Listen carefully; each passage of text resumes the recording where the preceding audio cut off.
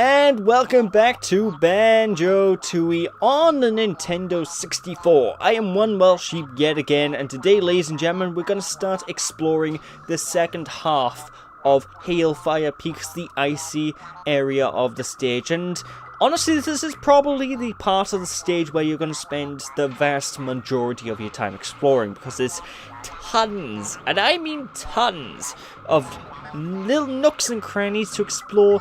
And generally it has a nice atmosphere, so you'll probably find yourselves taking your time just to progress through. I know I found myself taking my time to progress through this place my first time playing, because it's a pretty neat looking place. I like the snowy atmosphere here, but oh Jesus Christ, that's dark. First thing we see when we enter this place is a sodding dead alien. That's not cool. That's not cool. Indeedio. Yeah. But unfortunately, because of how brilliant this place actually looks and how much there is in this side of Hailfire Peaks, at points the frame rate's gonna dip pretty much just as bad as it does in the fire side. And you know, this is definitely shows that this is an end.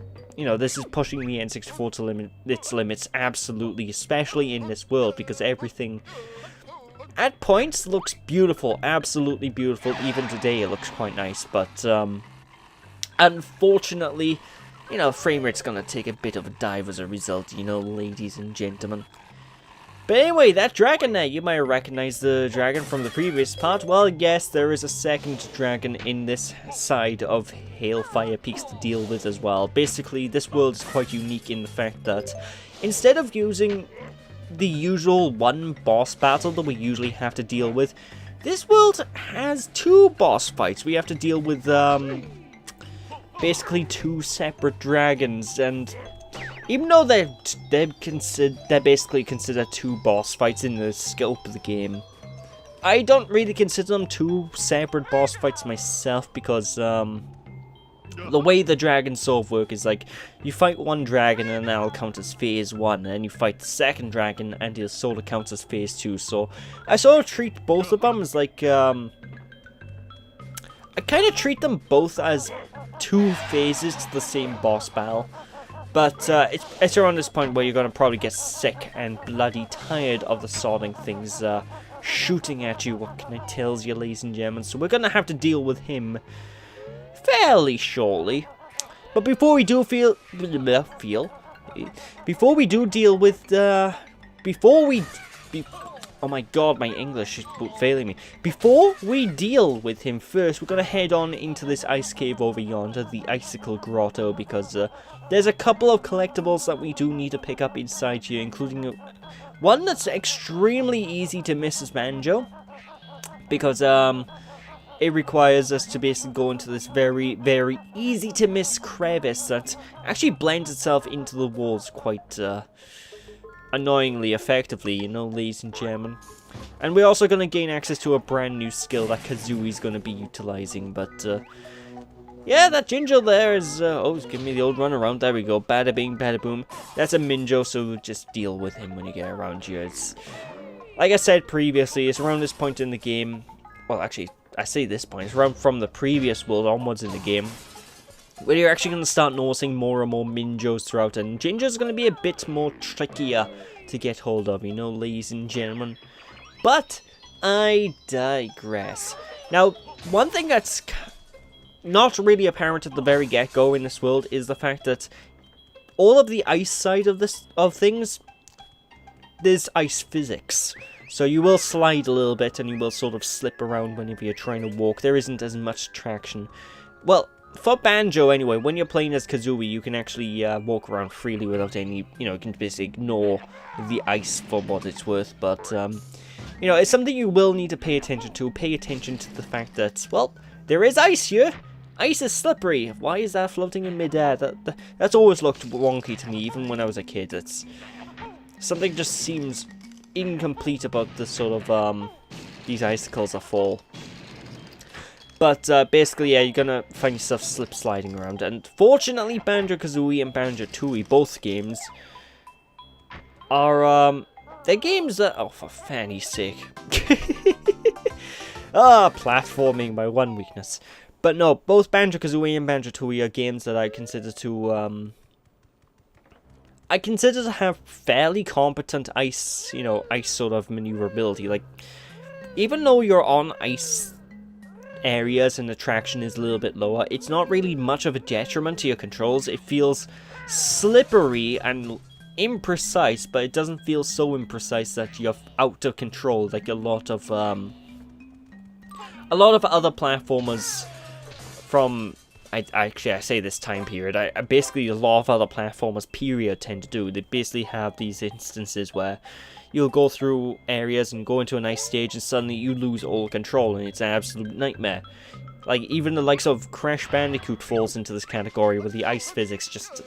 they're not cool. They are not cool whatsoever, and I do not like them. No, sir, I do not.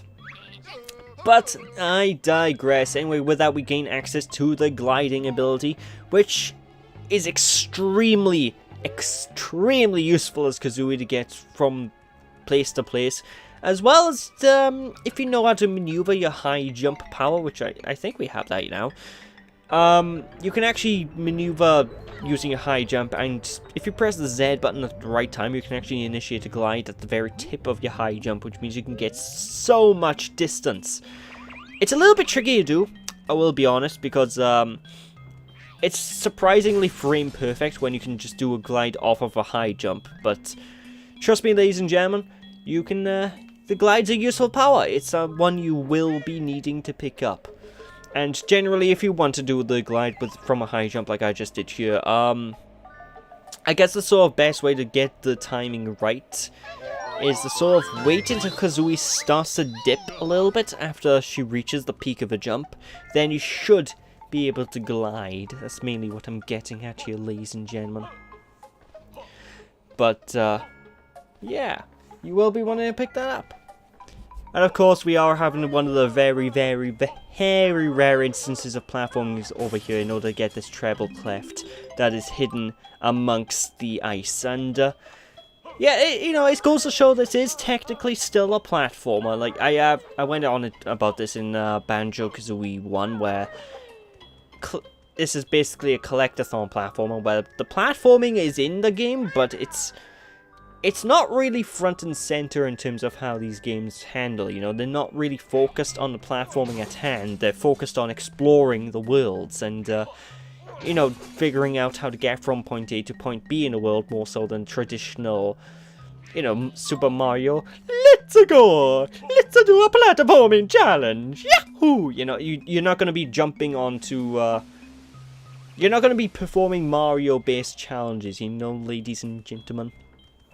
But anyway, pretty much quickly, what we need to do by here is actually switch to Banjo Solar and move on a little bit closer to the entrance of this icicle cave here, because those with keen eyes would notice this, that, well, actually you may not be able to see it very well now, because it blends in with the environment really well, but there's actually a little icicle pole here that you can grab on and lift up, and we're basically going to need to use Banjo's sort of shack pack ability, I believe that's what it's called, in order to crawl into this crevice. And I think this is like the worst the camera ever gets in its entire game, ladies and gentlemen, because for some reason when I go through this hole, the camera just freaks out and it's not cool. I don't like it, but with that, ladies and gentlemen, there's another Cheeto page in the bag. Yes.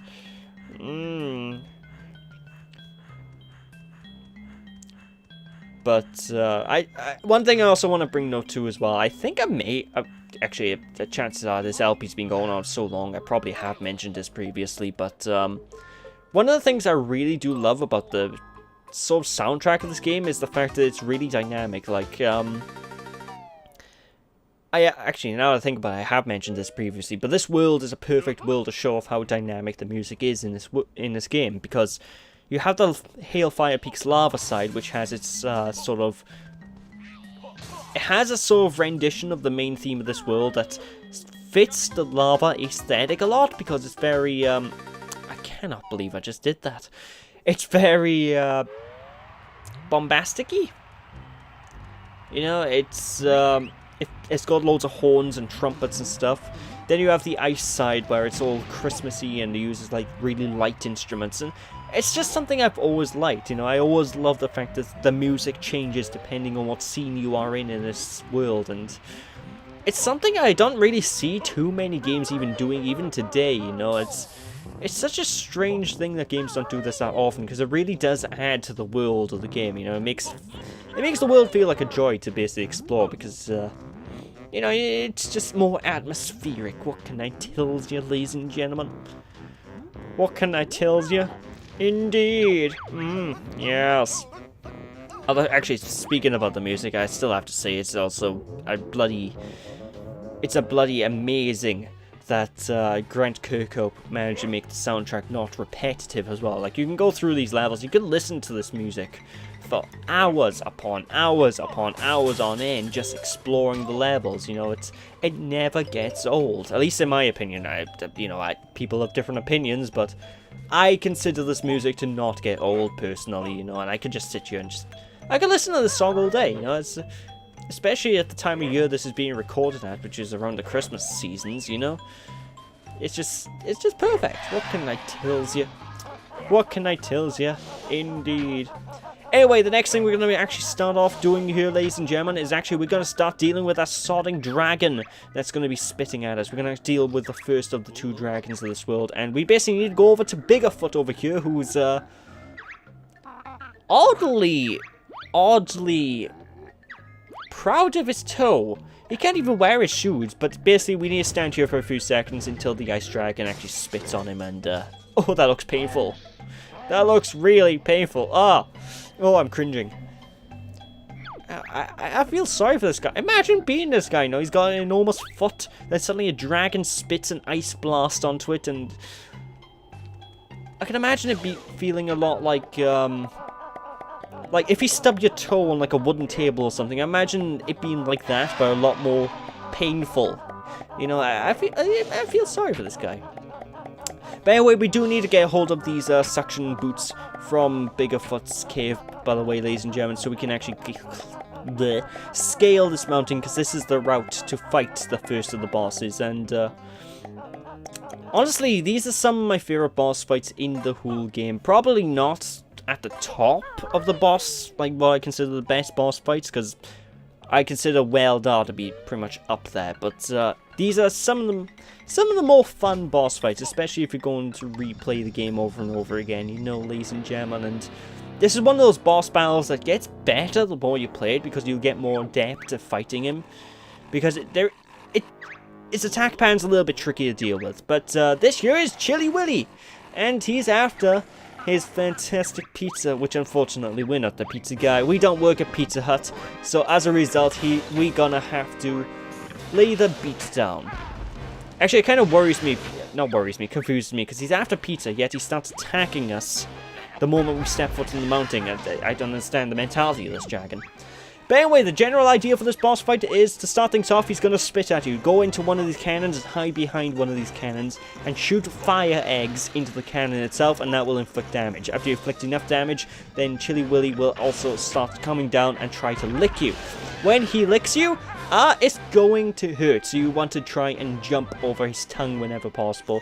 And generally, the best sort of way to deal with this boss is to time your jumps perfectly, because well, it's oddly really tricky to deal with, because the hitbox of the tongue is freaking huge, you know. It can be very, very, very, very frustrating to do this boss, but as I said previously, this boss fight is split up into two phases, and this first phase by here with Chilly Willy himself is pretty damn easy in comparison to the second phase. And it doesn't matter which order you fight the boss in. Like, you can deal with the fire guy first or the ice guy here now second. You know, you can do this in any order, and the first dragon you fight will always be the easier dragon. And I appreciate that. That's a little bit of nice game design that's a pretty damn like. However, unfortunately, because the two boss battles in this world are tied together, that means we cannot get a jiggy for our troubles just yet. We need to head over to the fireside and basically take care of the fire geezer down there. But you know, the big benefit of us dealing with Chilly Willy now is the fact that oh Fanny, I just screwed that up entirely, is the fact we can now basically freely explore the ice portion of Hailfire Peaks without having to worry about being pelted by ice blasts as we're just moving from point A to point B. And that's generally why I recommend just going after the boss fights as soon as you can. Just go after the boss fights, deal with them as soon as physically possible. That way then, you know, you can just sort of explore at your heart's content without any major trouble. What can I tell you, ladies and gentlemen? But, heading on into the fire side of Hailfire Peaks by here now. If you recall, we actually had the fire dragon, Chili Billy, I believe his name is, to blast open that, like, hut thing. Well, we now need to utilize the hut thing to gain access to the top of the peak up here in order to fight the boss, and this is the only way to get to the boss fight, you know, ladies and gentlemen, so you will need to take that flight path. I'm not sure if there is another flight path around in the world, but, you know, basically that's the general gist of how you deal with things, you know, ladies and gentlemen. Now, of course, a little bit of a tip when you're fighting Chili Willy is, fire eggs, if you have Dragon Kazooie, they will last forever, you know, ladies and gentlemen, while, you don't have that exact same luxury when you're fighting Chili Billy here. But, yeah, Chili Billy, like I said already, is phase 2 of the same boss fight. It's generally the exact same fight pattern. He's gonna spit at you, and he's gonna basically be a hell of a lot faster, and I don't know, it's just a much more trickier boss battle to deal with. And generally, what you want to do is be as quick as possible at dealing with his attacks and whatnot. Try and dodge his attacks as quick as you can. And whenever you're moving from point A to B, you will want to have Kazooie out. You will want to be talon trotting. Because the fire dragon here, well, as you can easily tell, he tries to lead his shots, which means he's not going to shoot directly at you. He's going to shoot in front of you, which means generally if you're walking in Banjo's standard brisk pace, then you're going to get pelted. But if you're utilizing Kazooie to her advantage, I forget Kazooie's a female, well then basically you can sometimes outrun Chili Billy's fireballs, and even then sometimes Chili Billy won't even aim directly at you and shoot the fireballs off in like bugger knows where, like way in the foreground, you know, ladies and gentlemen. But I definitely love this boss fight, and it is an extremely tricky one and challenging one to deal with. And honestly, I'm making this boss look relatively easy by here, but trust me, your first time playing to this boss, you will probably have quite a bit of issues. Actually, I say that I'm getting pelted a hell of a lot. My health is really low. I also have to pay attention to the music. The music is just bellissimo. I love the soundtrack of this boss fight and theme, and again, Grant Kirkhope, fantastic composer. I honestly cannot say he does wrong with the music. Like almost everything I've listened to that he's worked on is just pure gold. It's music to my ears, you know, ladies and gentlemen. But with that, there's Chili Billy done and dusted, which means Hailfire Peaks is now free from the tyranny of the dragons. Which means now we can basically be free to explore to our heart's content, and of course our reward of defeating Chili Billy by here, who basically our reward is to get the Jiggy here, so, you know, ladies and gentlemen. But one thing that really bugs me about the two dragons, and this is a really major nitpick that always has bugged me about their design, is their necks. Something looks really wrong with how proportioned the dragon's necks are in comparison to their body, and it's bugged me ever since I was a little kid. And honestly, I'll be the first one to admit that it's me nitpicking, but something about it looks off to me, and I can't quite figure out why. It's like the proportions look wrong, and it drives me batshit insane. Hoi. But I digress. Anyway, time to move on over yonder. I believe we have another entrance to use these, basically these suction cup boots, if we move on to the left hand side here, where we can actually gain access to the train station. Now, if you guys recall, the train station previously I mentioned will be making use of Gobi, who's in this world. Well, this is basically our way to get to Gobi and actually utilize him. And you will need to make sure the train is in the station when you're doing this, ladies and gentlemen. Because this will be the only way to ensure that we'll be able to get a Jiggy a little bit later on. Well, I say a little bit later on. This is going to be like the final Jiggy we pick up in probably Hailfire Peaks, if I'm remembering correctly. But yeah, basically, just head to the train station, and if you remember Banjo-Kazooie 1, well, let's just do the exact same thing yet again. Sorry, but the precious Jiggy's more precious than your precious water.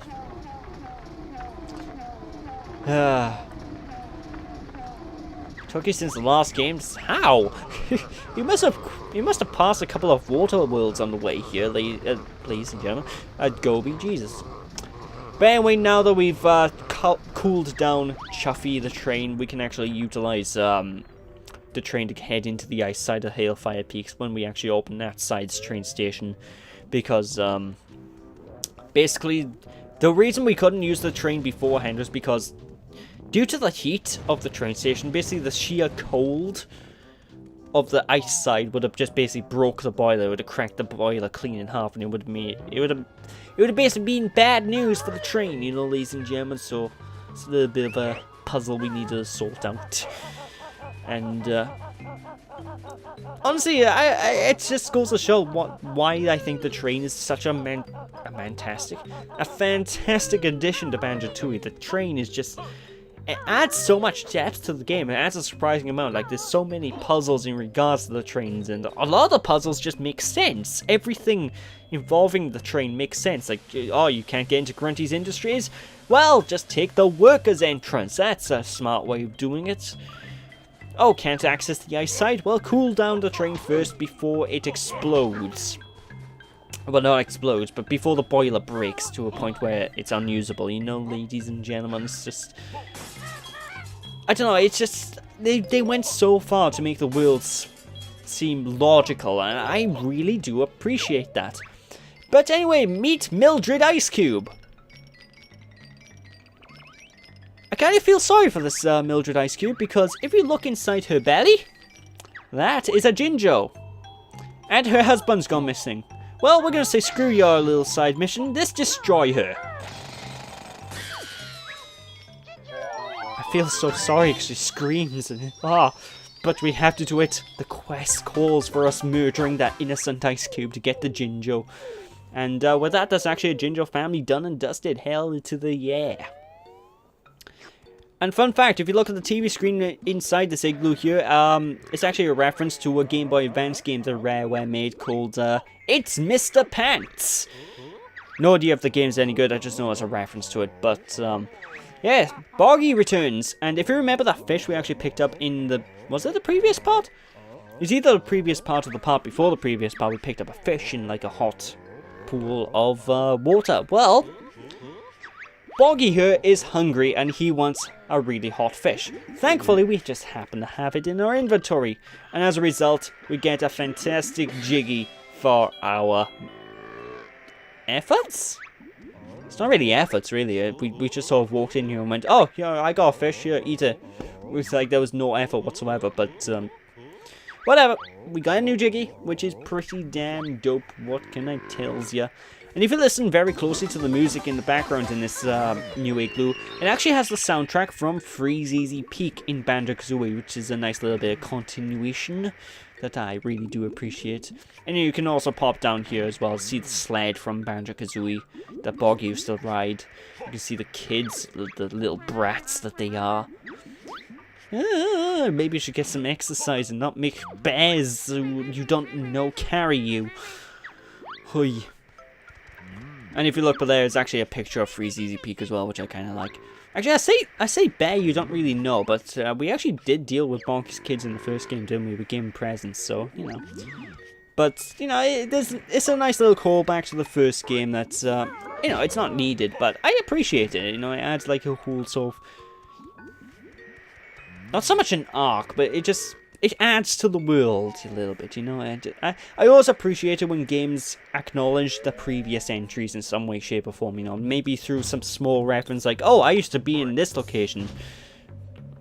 Or like, oh, here's an item that was in the previous game. You know, I love it when games do that. It just, I don't know, it just makes me feel all tingly inside. Yes. But one big, well, not so much complaint, but one thing I know a lot of people will be a little bit dodgy about when it comes to the ice side of Hailfire Peaks in particular is it is a lot more open in comparison to even like the fire side of Hailfire Peaks. The lava side, you basically have like 2 locations to go right from the get-go. When we go into the ice side, basically it's just a massive open area with tons of alternate routes we can go down, you know. And a lot of people may not like how open it is right from the get-go because it can be a little bit, what's the word I'm sort of thinking of here? It can be a little bit overwhelming, I suppose. I mean, I personally don't mind it, but you know, I know some people out there will be a little bit taken back by that. But then again, Banjo Tooie is an absolute massive game, and you probably would have realized from just seeing the first world that things are gonna get a little bit more bigger and more open-ended as we progress, you know, ladies and gentlemen. But anyways, time to head on into Mumbo's hut by here, and we actually need to utilize Mumbo's hut in order to get Mumbo Jumbo into the ice side of Hailfire Peaks, because if you recall, there's a dead alien father that we need to do witch doctory magic with, and basically Mumbo's ability in this world is the revival. He can bring things back from the dead. But before we actually do that, if you head into Mumbo's wigwam with Mumbo Jumbo, what do you actually see is a cutscene, and it's a nice little thing that I really do appreciate. Like, Mumbo Jumbo and Humbo Wumba do not like each other at all, so Humbo's just like, oi! You swine, you slag, get out of my hut. And Mumbo's just like, me don't want to be in smelly witch huntress woman hut anyway, meh. That was the worst Mumbo Jumbo impression I think I've ever done. But you get the gist, you know. I like the fact that there's like this even though it's like 1 or 2 lines of dialogue, it just adds to the game, you know. It adds to the characters, and I appreciate that. Like, it's more than what Banjo-Kazooie 1 would have in terms of character development. Like, Banjo-Kazooie 1 is an amazing game through and through. I love it, and I will always love it. But one of the things that this game does much better is just dialogue. The dialogue between the characters just seems a lot more natural. It seems more fleshed out, you know, and even like the minor characters get like at least 1 line of dialogue that sort of gives them a distinct personality. In comparison, like, I suppose in comparison to certain things in, like, Banjo-Kazooie 1, where there's literally at one point a box that goes, hey, I'm the boss of this level, beat me, you know? I mean, I'm paraphrasing a hell of a lot here, because it doesn't actually say, I'm the boss of the level, beat me, meh! But it says something along those lines, and there's no real personality given to it, you know? It's just... This game's a lot more character-focused, you know, and I just appreciate that. But one thing is a little bit annoying about Mumbo Jumbo in this particular world is the fact we are going to need to be backtracking back and forth between him and Banjo-Kazooie in order to gain access to these alien kids and revive, revive one of them, because some of the alien kids, as you can tell, is basically encapsulated with ice, which is definitely not cool. But of course, before we head on back to the trusty bear and bird combo, we are going to pop on up here and... Actually, no, it's not up here. It's a little bit further down here. I always get the sort of platform where I'm meant to jump up a little bit confused sometimes, but we won't be getting that jiggy for ages. Basically, we're about to see a reference to a very, very classic Rareware franchise. In fact, one of the oldest Rareware franchises out there.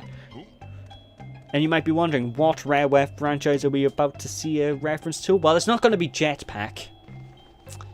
Although, it wouldn't surprise me if they put something like that in this game. No, we're gonna see a reference to good old Saberman.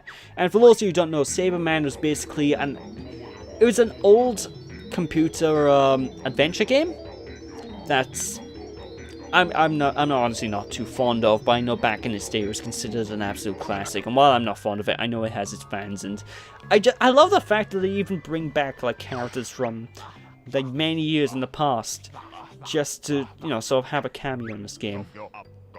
it's one thing I think a lot more game developers need to do on a more consistent basis, and this isn't just Rareware or anything like that. This is something I wish that more game developers in the entire industry did, where if they own multiple franchises, I really wish they sort of took advantage of them more often and made franchises sort of collide and cross over with each other more often.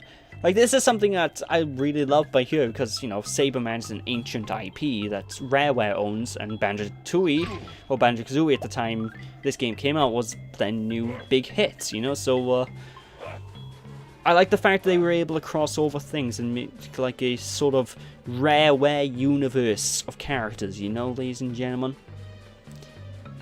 Like, it's the same reason why I'm really fond of, like, Diddy Kong Racing as well, because a lot of characters from Diddy Kong Racing made their way into other Rareware titles, and it's just something I've always loved. I've always loved the concept of, like, a whole game universe that can cross over into each other's games and stuff like that, but I digress. With that is basically it for this part, so thank you all for watching, hope you all enjoyed, don't be sheepish people, and I'll catch you all again next time.